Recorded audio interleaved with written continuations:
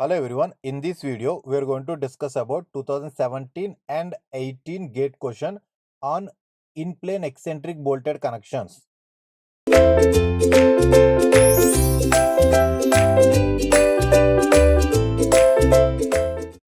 Okay, take a question along with me on bolted connections.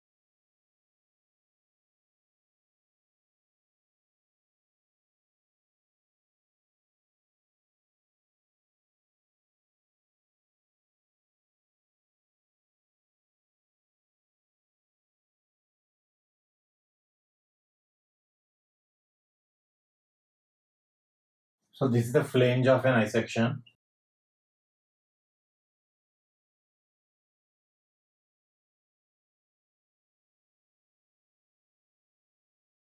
Okay, so this is the flange of an I-section. Now to this flange one bracket plate is connected,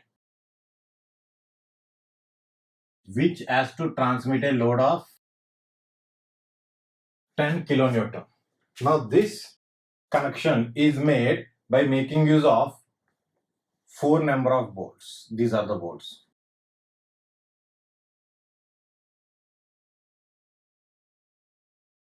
Here the connection between flange of an I-section and bracket plate is established by making use of 4 number of bolts.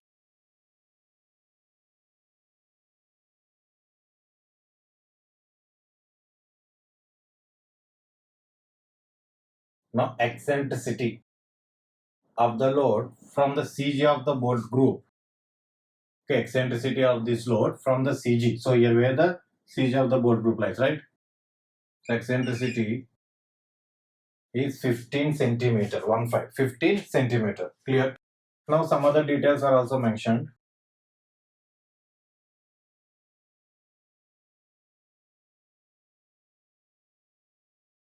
So this distance given as 10 centimeter.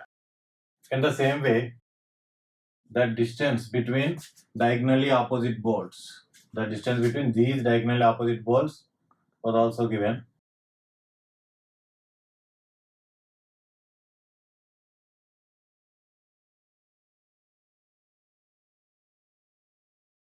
So here this is also 10 centimeter. Clear? These two are perpendicular to each other. Obviously, this is the distance between two diagonally opposite bolts and this is the distance between two diagonally opposite bolts, right?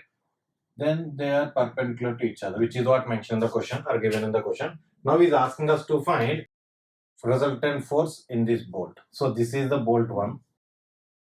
Now the question here is find the resultant force.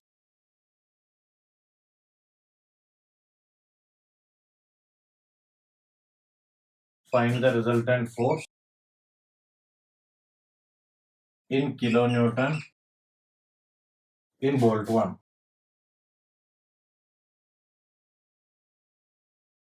This is what is asked.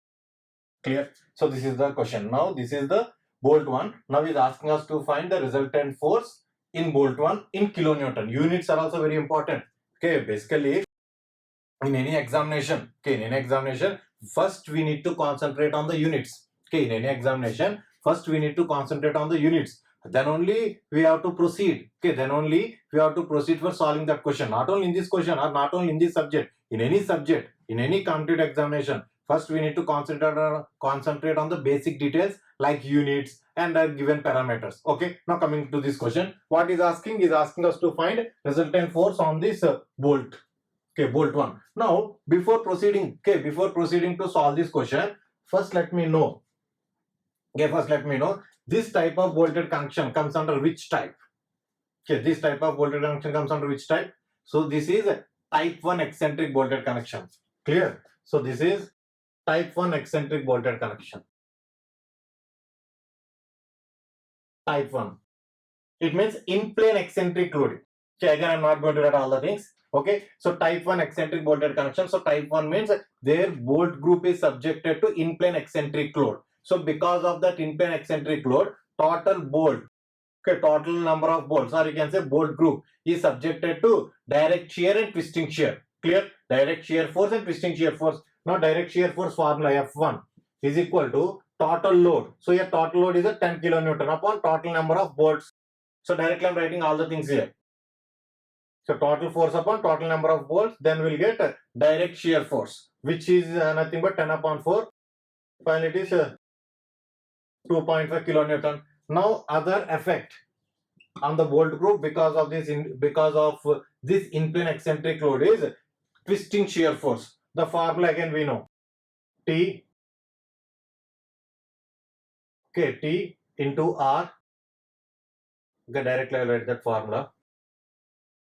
Sigma R square, right? This is the formula for the twisting shear force. Now coming to the T is a twisting moment or torsion. How much it is? The load into eccentricity. Here eccentricity given in the question as 15 centimeter. So now torsional moment is 10 into 15 into radial distance. So how to find the radial distance? Here very easy.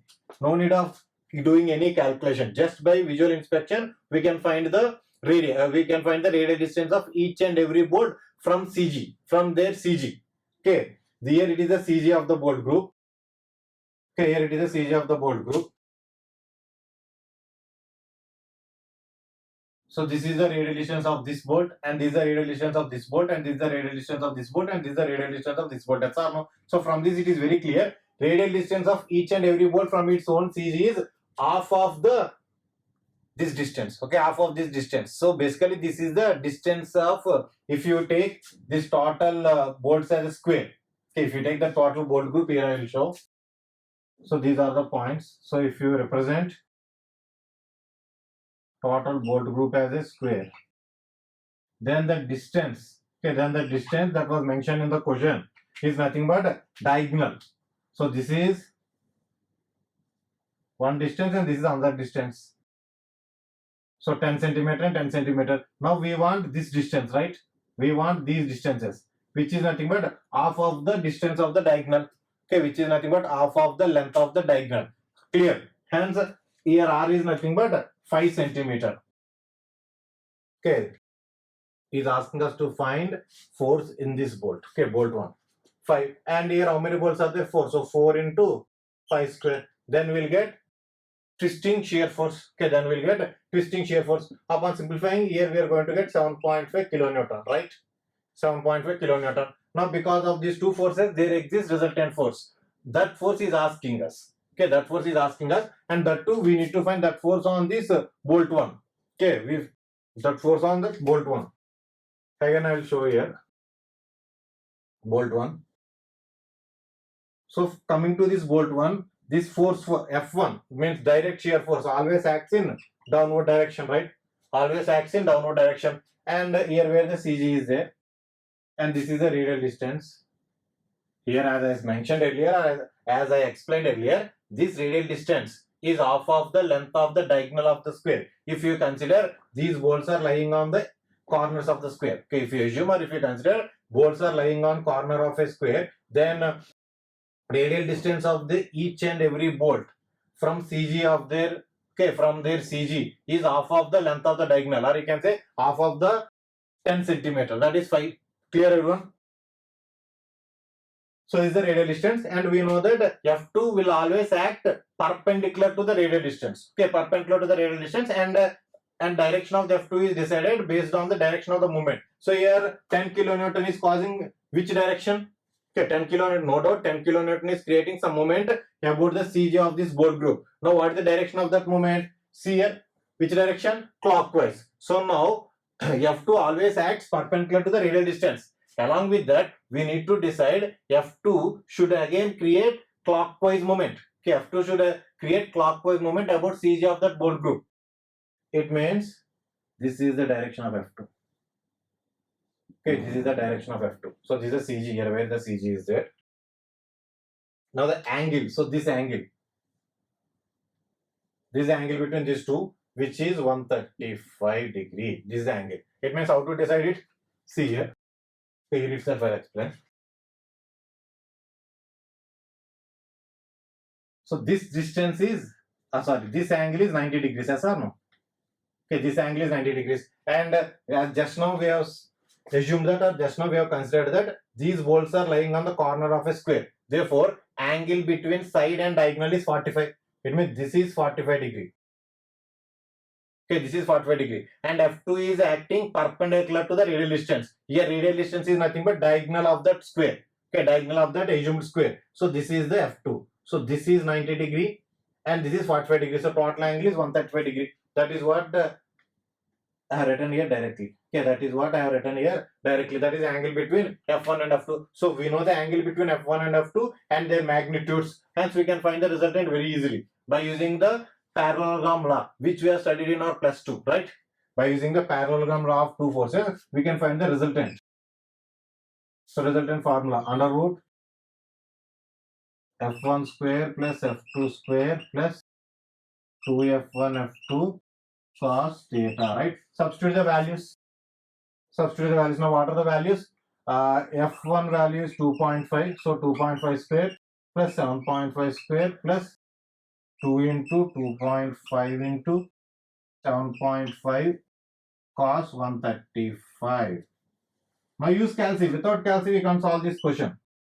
Okay. Upon simplifying, we are going to get it as 5.99 something. So, approximately, we can equate it to 6 kilonewton. This is the answer for this question. Very easy question.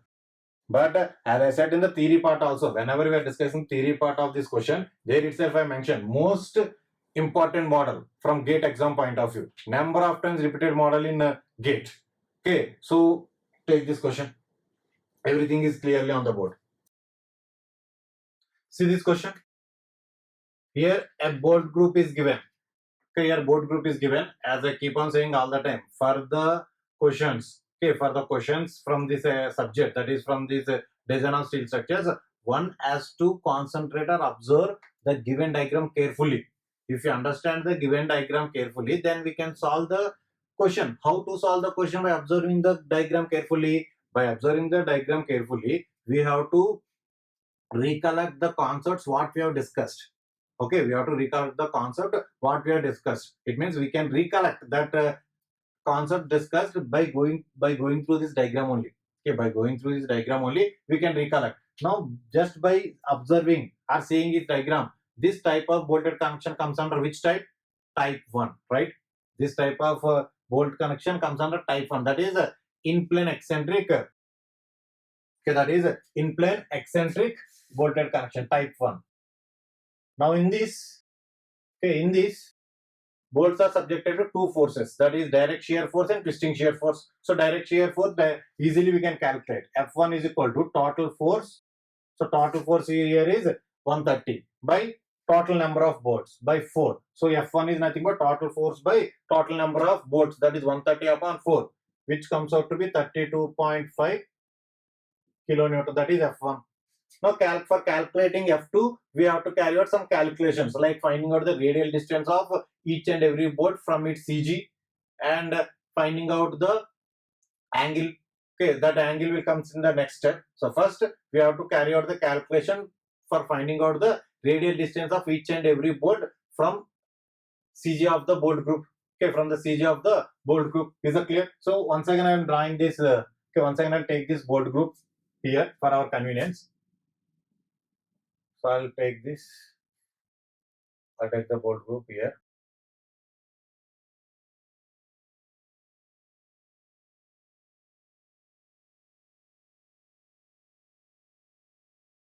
So for this bolt group,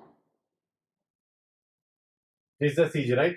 For this bolt group, this is the CG. Now these are the radial distance of each and every bolt group RP. And just by the diagram, it is very clear. This given bolted connection is a symmetric about its CG, right? Symmetric about its CG. Therefore, the radial distance of each and every bolt from its CG is same. It means RP is equal to this. So here bolts are represented with some symbols P, Q, R, S. So this bolt is P, this is Q, and this is R, and this is S, right? Now RP is equal to here, right? RP is equal to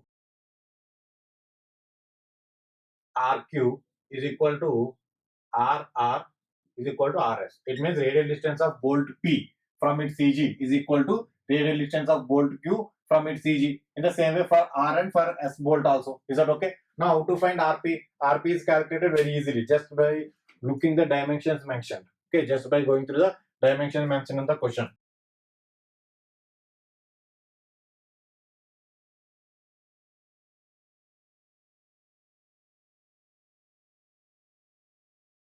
So this is half of the 240. Okay, this is half of the 240. So half of 240 is 120 mm.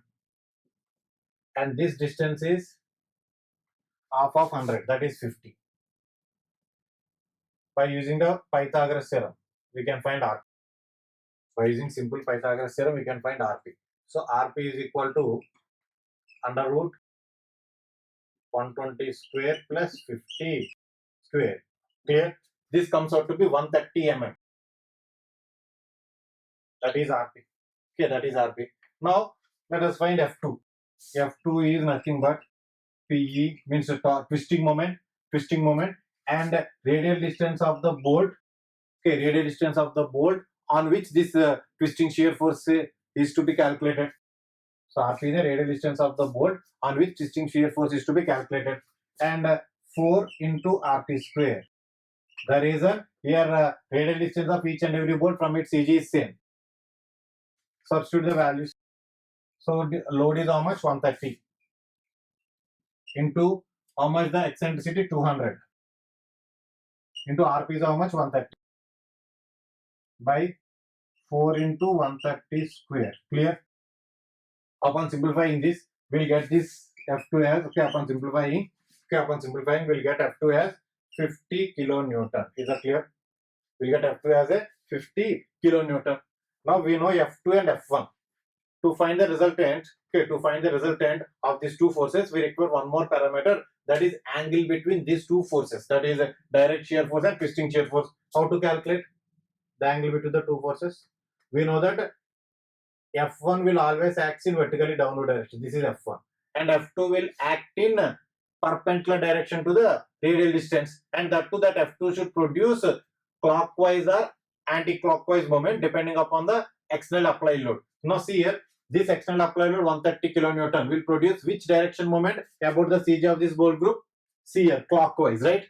Now F2 is perpendicular to the radial distance, no doubt in that. But direction of F2 is decided depending upon the direction of the moment created by external applied load. Here external applied load is causing clockwise moment. Therefore F2 should also cause clockwise moment. Then this is the direction of F2. This is the direction of F2. So now F2 is also causing clockwise moment about the CG. About the CG. Now this is theta. Right? This is theta. Clear? This is theta. If this is theta, then this is also theta, right? From geometry, from simple geometric properties, we can decide this is also theta. Clear? Now theta, how to find theta? Here I write how to find theta. Now see here, let us consider this as a triangle. See here, observe my hand. This is a triangle, right? This is a right angle triangle. Now if you take tan theta, so tan theta is equal to opposite side by adjacent side. Clear? So tan theta is equal to opposite side by adjacent side. What is opposite side here? What is the length of the opposite side? 120.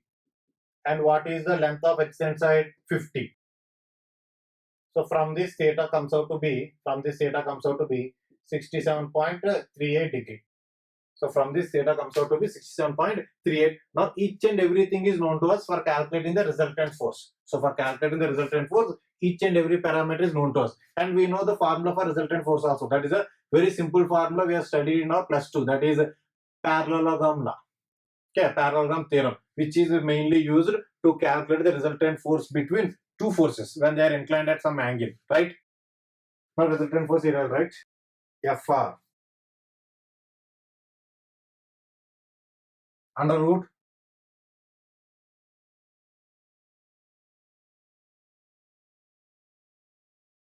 under root F1 square. So what is F1 square? 32.5.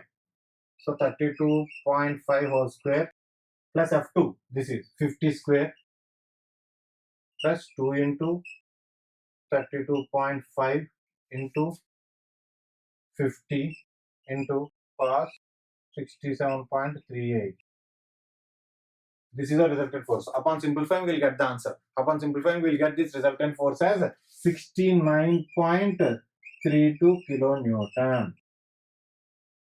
So as I keep on saying all the time, this particular model from bolted connections require some steps. It means we can't get the answer directly just by visual inspection or just by 2 to 3 steps. We can't get the answer. Some steps are involved. What are those steps? Once I repeat. So first finding out the F1, very easy, and later finding out the F2. For finding out the F2, we require some parameters, that is mainly the radial distance of each and every bolt from their CG, right? That is a second step involved. After that, we can calculate F2. After getting F2, finally we have to calculate, or we have to solve resultant force for those two, because of those two forces, that is F1 and F2. For calculating the resultant force, we require angle between these two forces, F1 and F2. Okay, to calculate the resultant of these two forces, F1 and F2, we require the angle between those two. So again, one more calculation involved, that is calculating the angle between those two. And of course, angle is mainly decided based on the directions of the F1 and F2 we have discussed.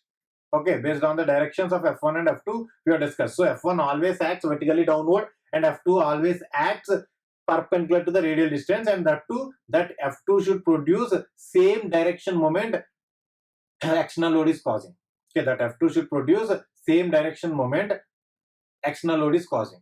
Is that okay now, everyone? So that is what F1 and F2. After that, we'll calculate resultant. That is what the answer. And even in our conceptual part, we have discussed one more concept related to this type of bolted connection, that is finding out the critical bolt. It means in this question, he directly mentioned, bolt. It means he is asking us to find force in bolt P. Then no need of the concept of critical bolt. Okay, no need of the concept of critical bolt. But in some questions, they ask maximum resultant force on that bolt group. Then critical bolt concept will come into the picture. Of course, what is critical bolt and what are the conditions? We have discussed it already. So this is the question. Take it down. So what is the option now? Which option is the correct answer? B. Option B is the correct answer. Take it.